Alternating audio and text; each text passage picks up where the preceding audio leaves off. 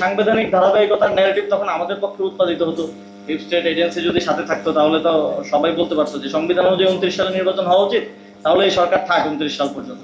তা আমরা ওই সমঝোতাটা করি নাই। আমরা বাংলাদেশের গণতন্ত্রের জন্য, বাংলাদেশের মুক্তিপ্রেমী মানুষের দীর্ঘদিনের যে ভোট দেওয়ার আকাঙ্ক্ষা, গণতন্ত্রের আকাঙ্ক্ষা, সেটাকে সম্মান জানিয়েছি এবং যথাসময়ে যতটুকু দায়িত্ব একেবারে পালন না করলেই নয়, জুলাই সনদ সহ এই জায়গাটার জন্য আমরা এতটুকু করেই এই সরকার কিন্তু একটা নির্বাচন দিয়েছে এবং আপনারা ক্ষমতায় এসেছেন। কিন্তু আপনার ক্ষমতায় আসার পরেই এই নির্বাচনের প্রেক্ষাপট যে কারণে তৈরি হলো, জুলাই এবং জুলাই সনদ। Lily ultra soft serum gel, যা গভীর থেকে স্কিনে দেয় 3 গুণ সিরাম হাইড্রেশন। সিরাম জেল হাইড্রেশনে ব্রাইট থাকো সব সিজনে। সেটাকেই এক ধরনের ভায়োলেট করা শুরু করলেন এবং সেটাকে চ্যালেঞ্জ করা শুরু করলেন।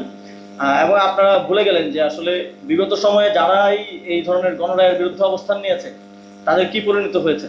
আপনারা রাজনীতি করবেন, অবশ্যই রাজনৈতিক দল মানেই রাজনীতি করবে। আপনারা জামাতের সাথে রাজনীতি করেন, এনসিপির সাথে রাজনীতি করেন, আরো অপরাপর রাজনৈতিক দল আছে তাদের সাথে রাজনীতি করেন।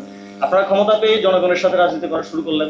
আমরা দেখেছি আগে আওয়ামী লীগও জনগণের সাথে রাজনীতি করতো, জনগণের জনবিরুদ্ধ কাজ করার জন্য নানা ধরনের ন্যারেটিভ উৎপাদন, হাইকোর্টে নিয়ে যাওয়া, তারপরে হচ্ছে এই সংবিধান, এই আইন, বিভিন্ন কিছু দেখানো, সেটা আমরা বিগত সময় দেখেছি। তো আপনারাও এটা শুরু করেছেন, আপনাদেরকে অভিনন্দন জানাই। এই পথে আপনাদের যাত্রাটা আপনারা শুরু করলেন।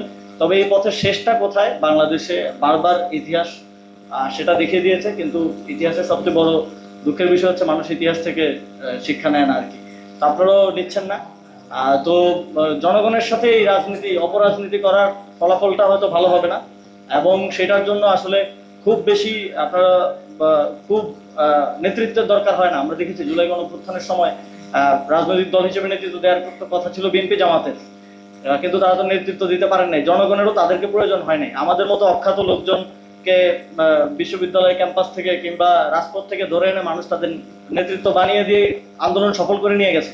তো নেতৃত্বের প্রয়োজন হয় না। আপনারা যদি বলেন যে এনসিপি নেতৃত্ব দিতে পারবে না, এনসিপির সাথে লোক নাই, জামাত পারবে না, বহুমুখ দল তমুক দল পারবে না, আমাদেরও দরকার নেই। যখন জাতির প্রয়োজন হবে, যখন আপনারা মানুষের সাথে অপরাজনীতিটা কন্টিনিউ করতে থাকবেন, তখন মানুষের মধ্য থেকে নেতৃত্ব উঠে আসবে এবং মানুষের মধ্য থেকেই ইতিহাস সবসময় সঠিক পথেই হাঁটে।